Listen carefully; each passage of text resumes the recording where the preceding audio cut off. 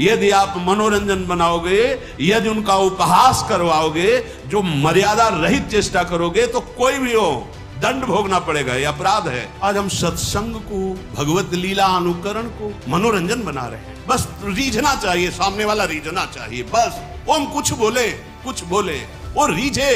तस्मात् शास्त्रम प्रमाणम ते कार्यो व्यवस्थितो, जो शास्त्र सम्मत अनुकरण वही केवल उतना जितना समाज में पच जाए, भाव पुष्ट हो जाए, शास्त्र सम्मत भगवत लीला अनुकरण दर्शन किया जाए, शास्त्र सम्मत आचरणों के द्वारा भगवान की प्राप्ति होती है। मनमानी लीलानुकरण या मनमानी बोलना या मनमानी आचरण करना, ये केवल नरक प्राप्ति का हेतु हो सकता है, भगवत प्राप्ति का हेतु नहीं।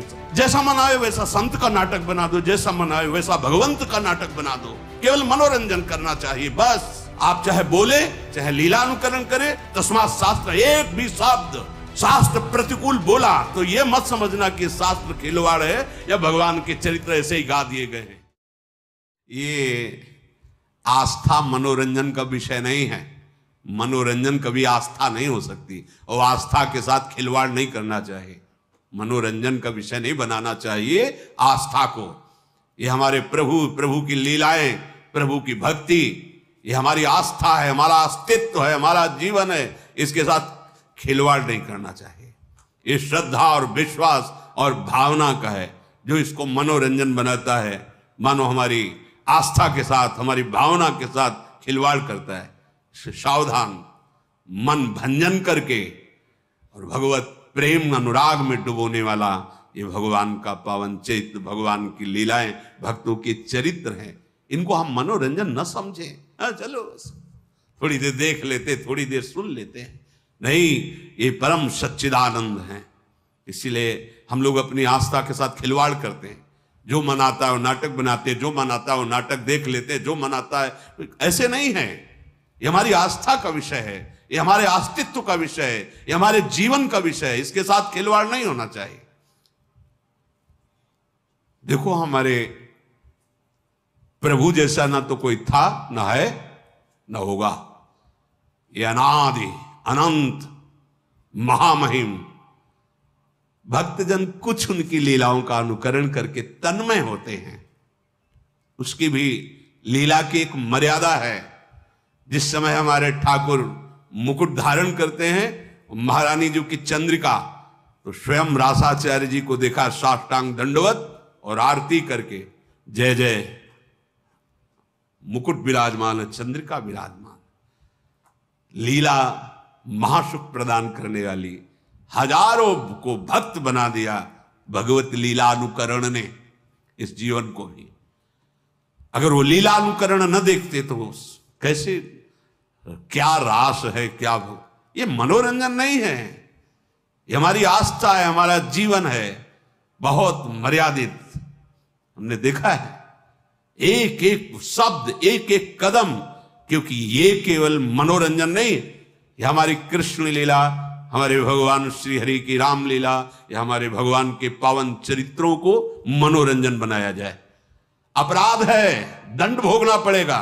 लिख लो, हमारे प्रभु के पावन चरित्रों को यदि आप मनोरंजन बनाओगे, यदि उनका उपहास करवाओगे, जो मर्यादा रहित चेष्टा करोगे, तो कोई भी हो दंड भोगना पड़ेगा। यह अपराध है। बुद्धि भ्रष्ट हो जाएगी, लोक में निंदा होगी और आपको लाभ कदापि न यहां न वहां। यह हमारा जीवन है। इसी के सहारे से हम भगवदानंद की अनुभूति करते हैं। देखो, गोपीजनों ने लीला अनुकरण किया भगवान की। हमारे परम पूजनी ब्रजवासी जन भगवान की लीला का अनुकरण किए। लीला अनुकरण भगवत प्राप्ति का एक सुदृढ़ भाव प्रकट करता है। हम भगवान के चरित्रों को सुन रहे हैं या भगवान के लीला चरित्रों का अनुकरण देख रहे हैं, ये हमारी आस्था का विषय है। ये हमारे भगवदानंद की प्राप्ति कराने का सहयोग है। एक एक शब्द, एक एक चेष्टा वैसी तो कोई कर ही नहीं सकता, क्योंकि भगवान अनादि अनंत महामहिम।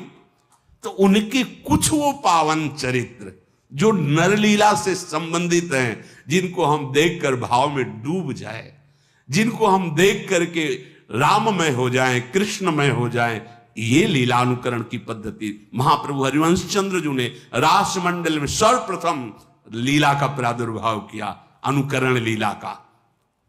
मोर मुकुट और चंद्रिका विराजमान करके रास, बड़ा जो रासमंडल, यहीं से रास का प्रारंभ। पहले हर रास में गाया जाता था नमो नमो जय श्री हरिवंश।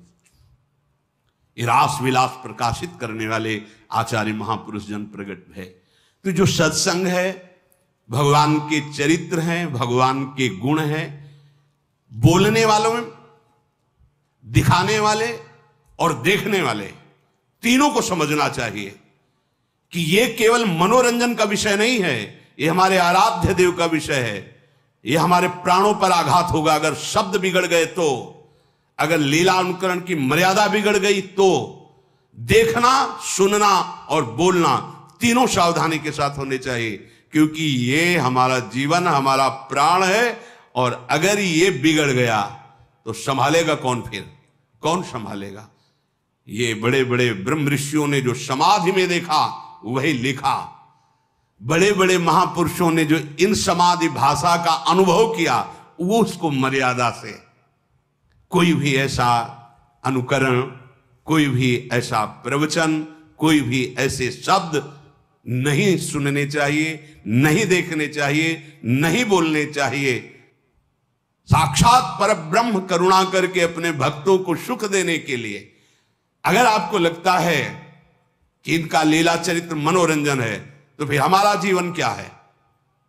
हम इन्हीं लीला चरित्रों को गा करके, सुन करके तुम्हारे सामने दहाड़ते हैं।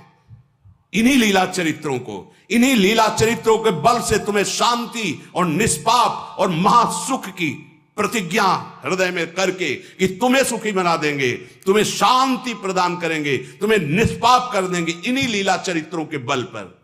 इन लीला चरित्रों को बहुत सावधानी से, तस्मात् शास्त्रम प्रमाणम ते कार्या कार्यो व्यवस्थित हो, जो शास्त्र सम्मत अनुकरण वही केवल उतना जितना समाज में पच जाए, भाव पुष्ट हो जाए, क्योंकि भगवान की लीला अनिर्वचनीय है। बड़े बड़े ब्रह्म ऋषि भी हार गए और वो प्रार्थना बाद में यही किए कि हे हरि, जैसे आकाश में गरुण भी अपने बल से उड़ते हैं और मच्छर भी अपने बल से उड़ता है पर पार कोई नहीं पाया, हे नाथ, ऐसे ही हम अपनी मति के अनुसार आपकी लीलाओं का गायन कर रहे हैं। जैसा मनाया वैसा छवि बना दिया, जैसा मनाया वैसा अनुकरण कर दिया, जैसा मनाया वैसा बोल दिया। नहीं नहीं नहीं, ये हमारा हृदय है, हमारा प्राण है, हमारा धर्म है, हमारा जीवन है, हमारा अस्तित्व है। यही होगा, कलयुग का प्रभाव यही है, हमारे अस्तित्व को मिटाने में। हमारे प्रभु का क्या, जिनको देख करके हमारा हृदय निष्पाप और रोने लगे और जीवन अधर्म से हटकर धर्म की तरफ से। ये मनोरंजन नहीं है, भगवान के पावन चरित्र। ये मन का नाश करके जो असत वृत्तियों से युक्त है, सतवृत्ति में लगा दिया गया। कौन ऐसा है जिसने हमारे भगवान के पावन चरित्र को सुन करके भगवत प्राप्ति न की हो? कोई एक उदाहरण।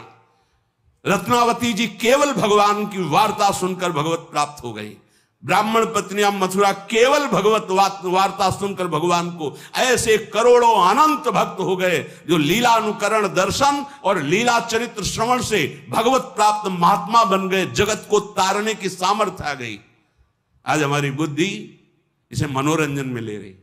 भगवान की लीला चरित्रों का अनुकरण, भगवान की लीला चरित्रों का गायन बहुत सावधानी से होना चाहिए, जिससे हमारी आस्था, हमारे आस्तिकता पर, हमारे हृदय आराध्य की कहीं भी उसमें चोट न पहुंचने पावे। अगर चोट पहुंचेगी तो विश्व में कोई ऐसा नहीं जो इस अपराध को पचा सके। तुम्हारा वैभव, तुम्हारी बुद्धिमत्ता, तुम्हारा बल, तुम्हारा प्रकाश सब नष्ट हो जाएगा।